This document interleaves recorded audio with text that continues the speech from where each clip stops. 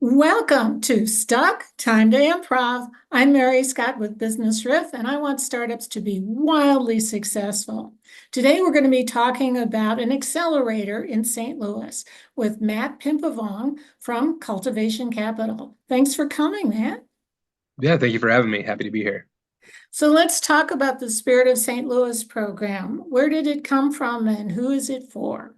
It's not quite an accelerator. It's more of a traditional venture fund, and this is actually our third vintage of the Spirit of St. Louis Fund. So, the first one was launched in 2018 as an SBIC fund, a small business investment company, and so we received an SBIC license from the Small Business Administration to touch on like kind of a gap in funding that we had in St. Louis, where there was plenty of Series A and later stage investors, but very few funds that were post accelerator idea stage to Series A. And we kind of wanted to be that sort of seed fund to really kind of stamp our place here in town.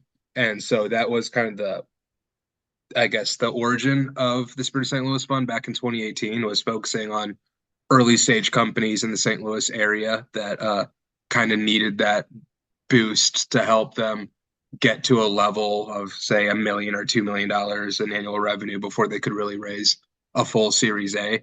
So that was kind of the crux of how everything began. And over the years, we invested pretty quickly since there's a lot of great companies in the area in 2018. So we launched our second fund in 2021 as a sort of annex fund that was focused on both investing in those existing companies that we already invested in 2018, but are now later stage, but also investing in new opportunities in St. Louis and the surrounding region.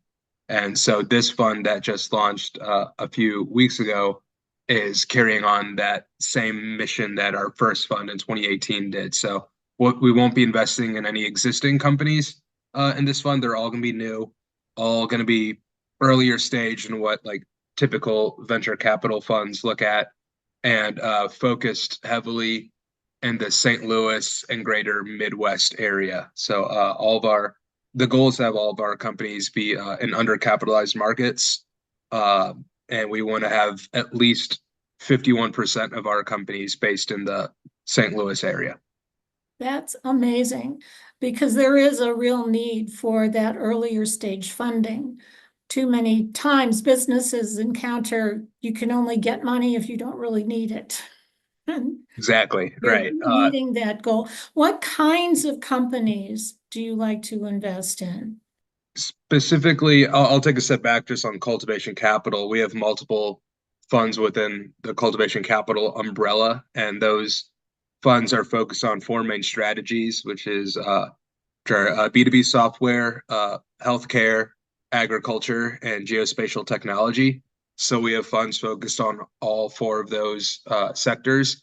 And those are kind of the main sectors that we're looking at within the Spirit of St. Louis Fund as well, as a way, not only can we provide capital early on, but then give you a path to additional capital with our other more vertically focused funds later on as these companies continue to grow. So those are the main areas, but we'll look at things outside of that as well, as long as it's a high growth startup with a lot of strong exit potential. We'll take a look at it. Okay. About how many companies come in on, are you looking to attract to this particular round? Yeah, it's still up in the air right now as we haven't finished our final close. We've finished our first close, so there is some wiggle room there, but I would say around 20 to 25 is probably what we're looking at doing, and we would like at least half of those to be St. Louis based. Okay. And about how much money does each company get? Um, Typically, our first check is going to be $250,000, and we're reserving about 50 to 60% of our investable capital for follow on as well. So while the first check might be a little bit small, there's plenty of opportunities to potentially get another 500 to $1 million in the future. Okay. Do you take a percentage of company equity? for this money, or is it? We do. It's a traditional kind of venture fund, so it is at least slightly dilutive. We don't really have any kind of ownership target that we need to meet or anything. So usually, given that we're only putting a 250,000, it's not like we're taking the lion's share of the company or anywhere near that. Usually, it's single digit equity ownership.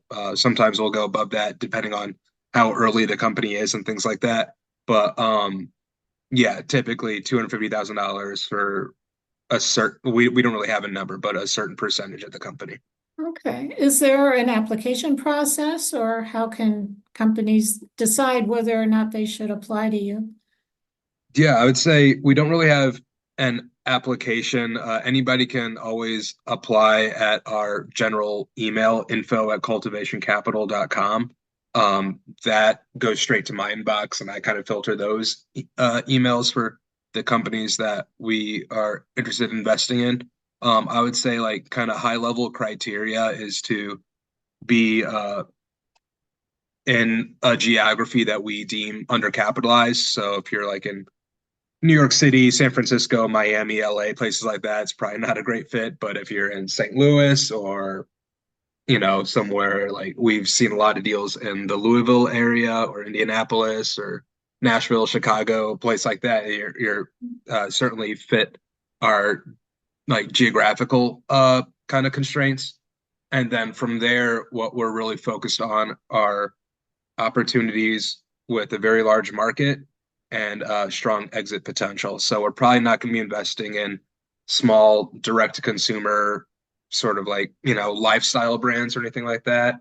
We're more focused on business to business companies that we think can be acquired for about 10x or more the price that we paid uh, to invest in the company, that sort of thing. So really it's focused on that kind of exit potential as well as like the strength of the founder. We like to invest in founders that have experience or expertise in the fields that they're trying to break into and build a company in. And so that's another major factor as well. But if you check all four of those boxes, definitely worth reaching out to somebody at Cultivation. Oh, do you have a story, an example of a company that you've invested in that went on to be wildly successful? Yeah, I think I don't know all the details of the story because it was before my time, and I believe it was the first company we ever invested in out of the Spirit of St. Louis funds, and it's Somersault. I think they were kind of one of the reasons we even decided to launch the Spirit of St. Louis funds in the first place, as Cultivation Capital historically has been more of a later stage Series A sort of fund.